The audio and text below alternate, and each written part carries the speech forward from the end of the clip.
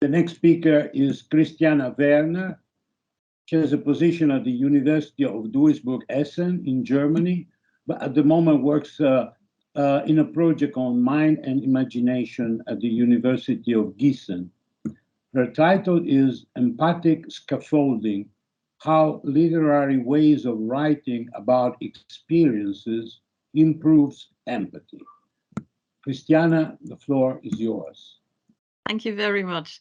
So I'd like to talk today about empathy we have with people, either real or fictional, in situations where we read about them.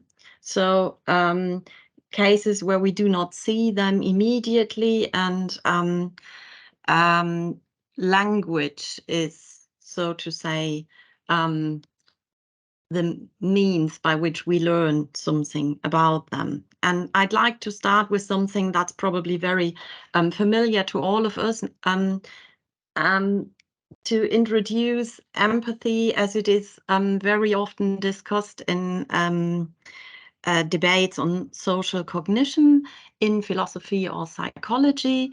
And as you all know, empathy is topic of so many different debates, and there are different aims people claim empathy can have. And one aim, which is specific for this context in the social cognition debates, is what I'd like to call an epistemic aim, namely that the idea is that we empathize with another person in order to learn in what mental state that other person is in. So we recognize this person's state. So simulation theory was, as you all know, formulated as alternative to theory, and the idea behind that is that a simulator simulates being in the other person's situation and uses not a psychological theory, but her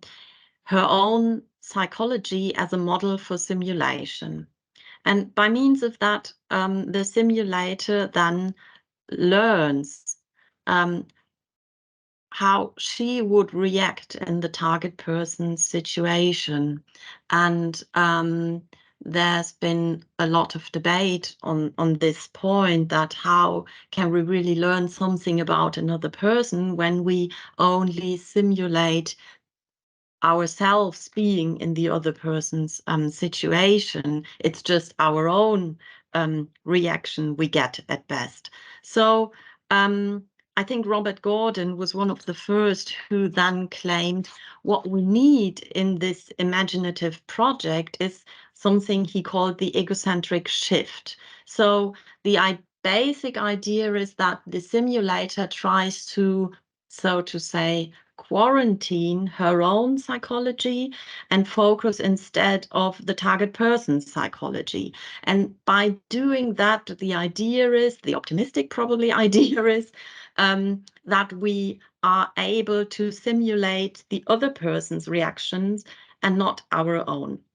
And this leads us to a distinction which is, I think, in recent debates, relatively common in philosophy and psychology, namely two imaginative projects. One's called imagined self, very often in the literature. So this is more or less the original idea of simulation theory, that the simulator imagines being in the target person situation and imagines her own psychological reactions. And on the other hand, imagine other projects where the imaginer or simulator indeed tries to imagine how the other person would react. So as you all know, there are a lot of debates on this, and it's full of devilish details, which I all would like to leave to a side. And instead, I'd like to add another distinction, which is, I think, not that common in debates on empathy or simulation theory, but very common in philosophy of imagination. And this is a distinction between merely propositionally imagining something and experientially imagining something. And my idea is now that we can apply this second distinction to the first distinction we have already in the debates on simulation and empathy. And this leaves us with a matrix of 4 fields. So we can distinguish purely propositionally imagined self and purely propositionally imagined other. And on the other side, experientially imagined self and experientially imagined other. I think this can be helpful because a lot of people are a bit puzzled by the idea what it actually might mean to simulate another person's mental state. And by having this distinction, we come probably a bit closer that we could just purely in a propositional way, imagine that the other person is in this state. This is something entirely different from trying to imagine the other person's reaction in a, let's say, quasi-experiential way, like seeing mental imagery, feeling something that is either a real emotion or something that's close to emotion. Perhaps it's just the phenomenal character of the emotion. That depends, of course, all on the theory of the emotions you have. Okay, so this is a first step in what it might mean to simulate another person's experience or to imagine it. Now, let's go further on to empathy in literature. And I'd like to present you here a little puzzle. So I think a lot of people agree that readers frequently empathize with fictional characters or with real people we read about. So the fictionality is here really not my point. But I think the psychological novel is probably the place to look for when we think of a reader who really tries to empathically engage with the character.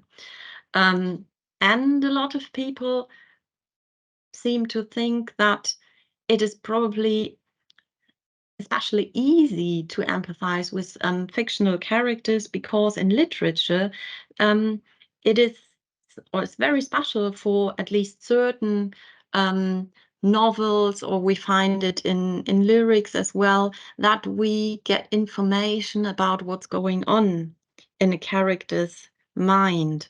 So we get a view in the head, so to say. This is something we very often do not have in everyday encounter with other people. So the problem I see, or the question that occurs, is if we take the epistemic aim to be the aim of empathy, why on earth should we empathize with the characters then? Because I think, at least in many cases, everything's there already. The novel gives us the information we're after. So let's say, at least in these passages where we have the information about the character's mind, why should we empathize with them anymore? Isn't it pointless to do that? So my answer is, indeed, I think in cases where we get relatively detailed description of what's going on in a character's mind or in a real person's mind, simulation, either propositional or experiential simulation, would not give us any further additional propositional knowledge about the target person's experience. There is indeed no need to do that if this is what we're after. However, I think there is another kind of knowledge that is really important, and it's important for understanding other people, and I think it is important for the aesthetic experience in reading, and this is knowledge of what it is like. It is the knowledge of the phenomenal character of a mental state or of an experience. And I think this is what we should be after when we try to empathize with a fictional character or a real person we read about. And The important thing is that I think a majority in philosophy thinks that where propositional knowledge can be easily transported via a testimony, so text, language, so to say, this is not the case for knowledge of what it is like. We cannot transport that just by means of the text. What we need is the experiential imagination. And here you can see why the distinction between purely propositional imagination and experiential imagination is so important, because it is this type of imagination that I'm after here. And I think it is this type of imagination that is a source of additional knowledge. And now I would like to say a little bit more about what I think this experientially imagined self or other might look like. And here I rely on an idea from Amy Kind. She introduced the term imaginative scaffolding in a paper from 2020. And her idea is that in imagination, we can imaginatively assemble conscious components of experiences. And this claim has a background assumption that is experiences are complex. That means they have several components, and we can somehow extract components of an experience and imaginatively put them in probably different ways together again. And so if we want to assemble, so to say, a new complex experience, what we need are prior experiences of the components and the imaginer's ability and skill to assemble these components to a new complex state. And empathic scaffolding, this is now my term, is exactly this, but for situations where we try to imaginatively assemble the conscious components of another person's experience. So another person or a fictional character in case of literature. And in literature, I think the idea that was claimed too in the puzzle, the idea that we are it's extraordinarily easy to empathize with fictional characters because we get descriptions of what's going on in their mind, comes into play here again, because we can use these descriptions, so to say, as an instruction manual. Sorry for being here so a bit technical. An instruction manual to assemble the conscious components. So just to give you an idea what I might mean with assemble components. So think, for example, of a cook who is about to prepare a ragout, and he is nearly finished with it. And now he thinks, somebody told me that adding cinnamon would be a very nice idea. And now he wonders whether he should do that. And putting cinnamon in the ragout is sort of a risk, because if he doesn't like it, he ruins the whole meal. So what he can do is he knows what the ragout tastes like. He's got the memory of that taste, a very recent memory, and he's got the memory of what it tastes, of what cinnamon tastes like. And now if he's a skilled imaginer, what he can do is put like the component cinnamon taste and the component ragout taste together. And if he's a skilled imaginer, then he gets new information. He gets the information of what ragout with cinnamon tastes like. And the idea is that as reader, we can exactly do that. And the descriptions in the text help us to go along. So the success of the attempt to simulate another person's experience depends then, I think, in these cases, on the quality of the description of the character's mental states. That is, the details and the richness of the descriptions. And of course, it depends on how closely the simulation conforms to the descriptions of the character state. And this second success condition depends again on, first of all, the amount of memories a person's got of something that can be a component of a complex state. So it depends on prior experiences and memory of these experiences, and of course on the ability to imagine and assemble these components. And because we're talking here about aesthetics and language, I'd like to focus in the rest of this talk just on the first success condition and have a little closer look on what that might mean, that we have a description with high quality. So when I started to think about this, I thought, which probably shows how simple-minded I am, it looks a bit like I've got something like a Lego model of conscious states or experiences.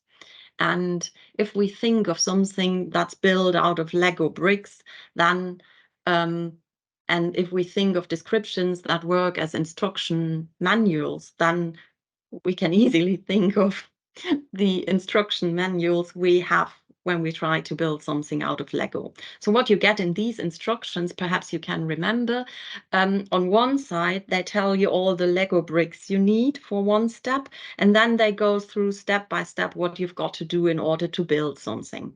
And I thought that would be really nice to have something like that.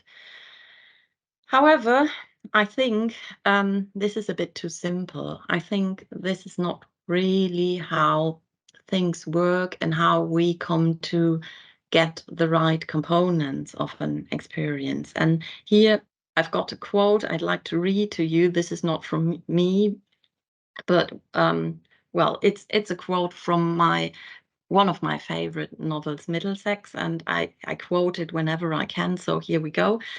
Emotions, in my experience, aren't covered by single words. I don't believe in sadness, joy, or regret. Maybe the best proof that the language is patriarchal is that it oversimplifies feeling. I'd like to have at my disposal complicated hybrid emotions, Germanic train car constructions, like, say, the happiness that attends disaster, or the disappointment of sleeping with one's fantasy. I'd like to say how intimation of mortality brought on by aging family members connects the hatred of mirrors that begins in middle age. I need to say, okay. I'd like to have a word for the sadness inspired by failing restaurants, as well as for the excitement of getting a room with a minibar. I never had the right words to describe my life, and now that I've entered my story, I need them more than ever. So the point here, I think, is that names for emotions are very often too rough. And so the idea of a list where we just name mental states and then build them together does not work, because the names we have for emotional states are not as precise as we need it. So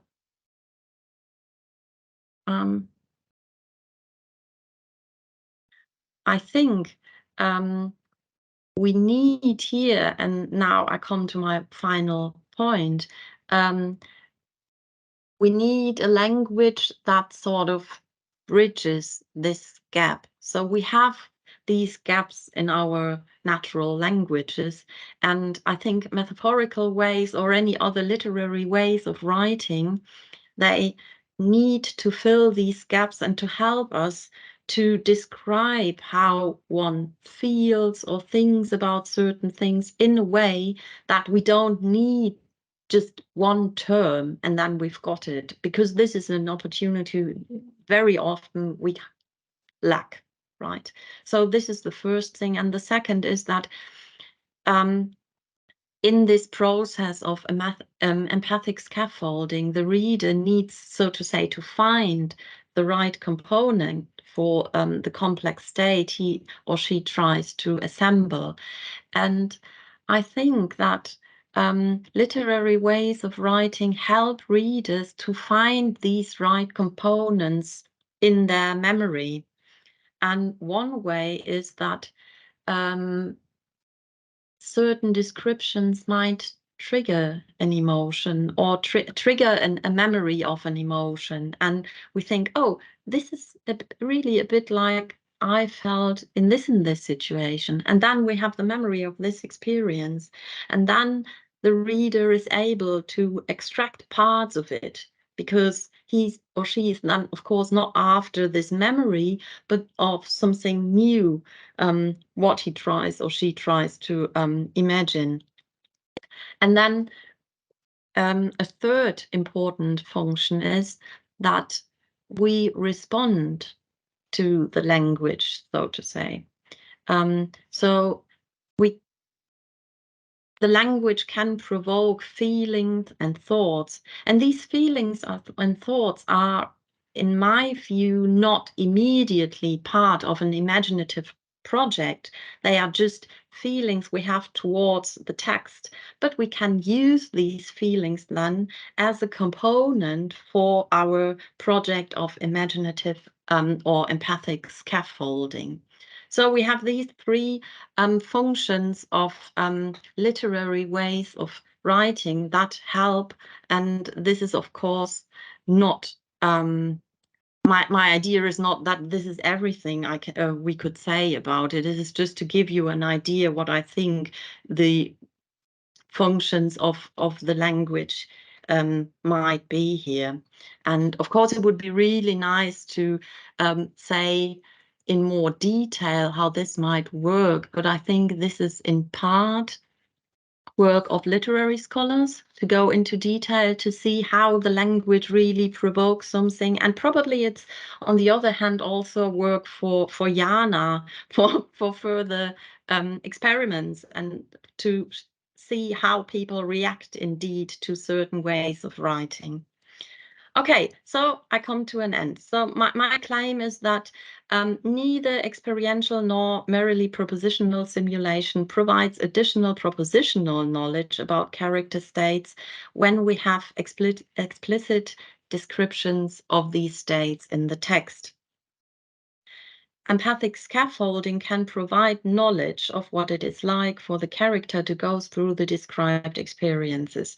I say here partial knowledge because it might be that readers are better or worse in this attempt to empathic scaffold the character's experience, and so it might be that there are components missing, and then it's probably just partial knowledge one might get.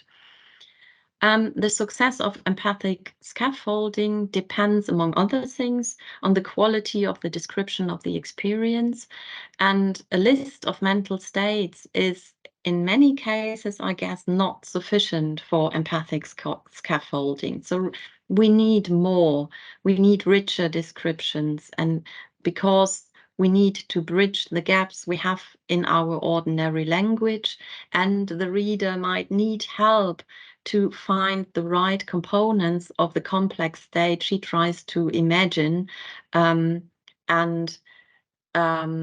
literary ways of writing might help there to be reminded of something that is similar, that might help here, and then finally that we are, so to say, we react on this language, and these reaction feelings can be used as part of the complex state.